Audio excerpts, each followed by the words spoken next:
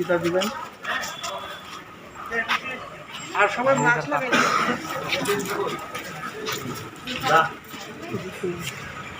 আজকে আপনারা এসডিএম অফিসে নমিনেশন সাবমিশন করতে আইছেন, তো কোন কোন ওয়ার্ডে নমিনেশন দিতে আছেন এবং জয় নিয়ে কতটুকু আশাবাদী আপনারা? আমরা বামফ্রন্টের মনোনীত প্রার্থী। আজকে আমরা নমিনেশন সাবমিট করতেছি 5 নম্বর ওয়ার্ড, 2 নম্বর ওয়ার্ড, 6 নম্বর ওয়ার্ড, 7 নম্বর ওয়ার্ড, 8 নম্বর ওয়ার্ড। আপনাদের জয় নিয়ে কতটুকু আশাবাদী? জয় নিয়ে আমরা নিশ্চিত। আমরা মানুষ কেন আপনাদের ভোট দিয়ে জয়যুক্ত করবে?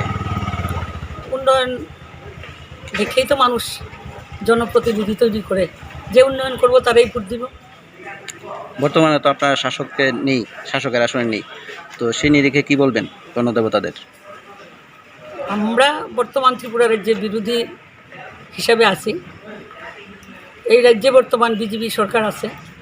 3.5 বছরের তাদের কাজের নিরিখে এবং এই রাজ্যের মানুষের অভিজ্ঞতার মধ্য দিয়ে আমরা আশাবাদী যে 25 বছর বামফ্রন্টের যা করছিল এটার নিরিখে আবার বামফ্রন্টের যারা মনোনীত প্রার্থী তাদেরকে বিপুল ভোটে জয়যুক্ত করব, এটা আমরা আশাবাদী এবং বিশ্বাস আমরা রাখি জনগণের উপরে।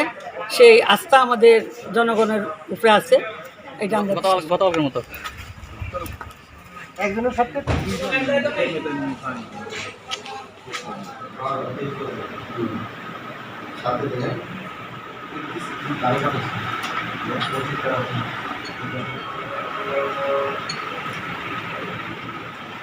ঠিক আছে।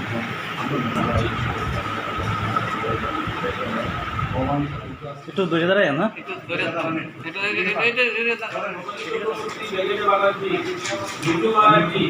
ঠিক আছে।